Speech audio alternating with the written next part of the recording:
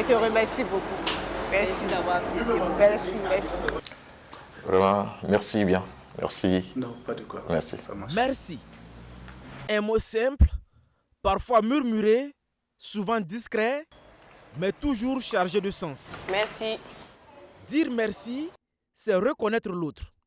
C'est valoriser un geste, une présence, un effort parfois invisible, mais essentiel. Merci. Ce 11 janvier, le monde célèbre la journée mondiale du merci.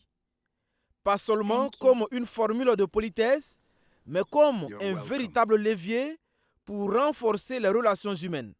Déjà, quand on dit merci, ça peut amener déjà un sourire.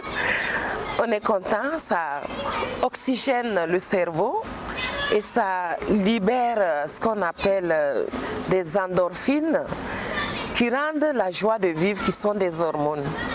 Et cette joie de vivre-là nous permet de retrouver notre état d'équilibre intérieur et de vouloir faire encore plus. Donc nous devrions considérer la reconnaissance comme des bénédictions que nous donnons à nos proches. Dans un contexte mondial marqué par les tensions, les crises et la montée de l'individualisme, le mot merci apparaît comme un antidote à l'indifférence et à la brutalité du quotidien. Psychologues et spécialistes s'accordent à le dire. Exprimer sa gratitude augmente le bien-être de 25%. Écrire des remerciements réduirait également le stress de 23% et améliorerait la qualité du sommeil.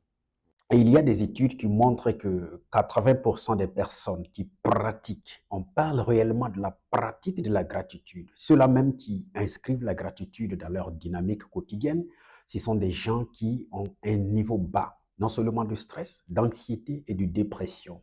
Pourquoi? Parce que ce sont des gens qui savent s'appuyer sur ce qui fonctionne déjà. Et lorsque vous avez l'habilité d'aller rechercher ce qui a marché, ce qui vous a soutenu, du même coup, vous ne vous sentez pas seul. Vous sentez quand même un certain sentiment d'appartenance qui raffermit un peu votre santé mentale. Pour exprimer leur reconnaissance envers leurs bienfaiteurs, certains choisissent les mots. D'autres préfèrent les gestes symboliques. C'est le cas de Fortune Yanogo, photographe professionnel. Pour remercier un ami proche de sa disponibilité constante, il lui a offert un présent lors des fêtes de fin d'année.